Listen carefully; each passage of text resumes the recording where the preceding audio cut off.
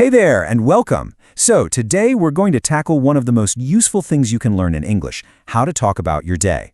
You know, describing your daily routine is a really great way to practice, and I promise, by the end of this, you'll have all the words and grammar you need. Okay, let's dive in. So, let me ask you something. If someone came up to you and asked, "What do you do every day?" How would you answer that?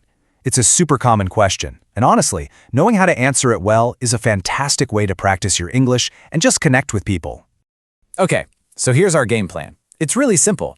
We're going to start with the morning, then move through the workday, and finish up in the evening. After that, we'll see how to connect everything to tell a good story. We'll even cover how to talk about someone else's day before, you guessed it, it's your turn to practice. Right, let's start at the very beginning, the morning. We're going to focus on some really simple verbs for the things you do every single day. And the grammar for this is actually pretty simple. We just use the simple present tense, like I walk or I eat. Super easy, right? All right, first up, let's talk about a really common point of confusion, the difference between wake up and get up. Wake up is just that moment when your eyes open, but get up is when you actually physically leave your bed. You see the difference? You could wake up at 7, but maybe you hit the snooze button and don't actually get up until, say, 7:15. Okay, what else happens in the morning? Here are a few more must-know verbs. You can say things like I make coffee, I brush my teeth, or I take a shower. Are you noticing the pattern here? It's just I plus the simple verb. Oh, and get dressed just means you put your clothes on, and have breakfast is the perfect way to talk about your first meal of the day. All right, so you've had your breakfast, and now the main part of the day begins. Let's get into the phrases we use for work or school, and of course, for lunchtime. Think of these phrases as the building blocks for the middle of your day. First, you leave the house, then you go to work, and you can even add how you get there, like by bus or by car. After that, you start work, you have lunch, you finish work, and finally, you go home. See? They're simple, they're direct, and they're really, really useful.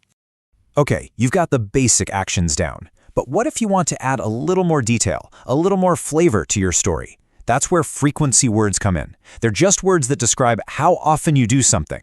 They help answer that question, is this something you do all the time or just some of the time? Here are the big three you need to know. If you do something every single day, no exceptions, you use always. For example, I always brush my teeth. Now, if you do it most days but not every day, you can use usually, like I usually have coffee. And for things you do maybe half the time, sometimes is perfect. For example, I sometimes eat lunch with my colleagues. Phew, the workday is over. Now it's time to wind down. Let's talk about the final part of your day, the evening. This is all about what you do after you get home from work and before you finally go to sleep. So what does your evening look like? Maybe you go to the gym or make dinner. After you eat, you might watch TV.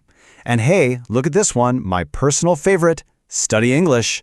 You know, even adding just 15 minutes of English study to your evening routine is an absolutely fantastic idea. And then finally, you go to bed and turn off the light. So we've got all these great words for the morning, the day, and the evening. But how do we string them all together so it sounds like a real story and not just a list? Well, the secret is using something called time connectors. These words are like the glue that holds your story together. It's super simple. You start your story with first. Then, for the next thing you do, you can say then or after that, and when you get to the very last thing you're going to talk about, you use finally. It just makes your routine so much easier for people to follow. Let's see how this works in a real example with our friend Steven. His day could sound like this. First, I wake up. Then I drink coffee. After that, I go to work. Finally, I watch TV and go to bed. See how much better that flows? It sounds like a real story. Okay, so you're a pro at talking about your own day now. But what if you want to talk about someone else's day? Say, your friends or your sisters or your bosses. Well, there's one very important but very simple grammar rule you need to know. And here's the rule. It's actually super simple. When you're talking about one other person, like he for a man or she for a woman, all you have to do is add an S to the end of the verb. That's it. It's a tiny little change, but it makes a huge difference. This is a great way to see it in action. Look at the difference. I would say, I wake up, but for my sister, I'd say, she wakes up, or I go to work, but she goes to school. I watch TV, she watches TV. Can you hear that S sound at the end of the verb? Once you get that down, you can describe anyone's day. And just like that, you've got everything you need. Seriously, we've gone over words for your whole day, we've talked about frequency words, we've covered the time connectors, and you know the special rule for talking about other people. You've got all the tools. So now, it's your turn to give it a try. So let's end with a quick question for you. Think about your morning. What is the one thing that you always do? 100% of the time, every single day. Is it drinking tea? Checking your phone? Try to answer that using what we've learned today. Really, practicing is the absolute best way to make it all stick.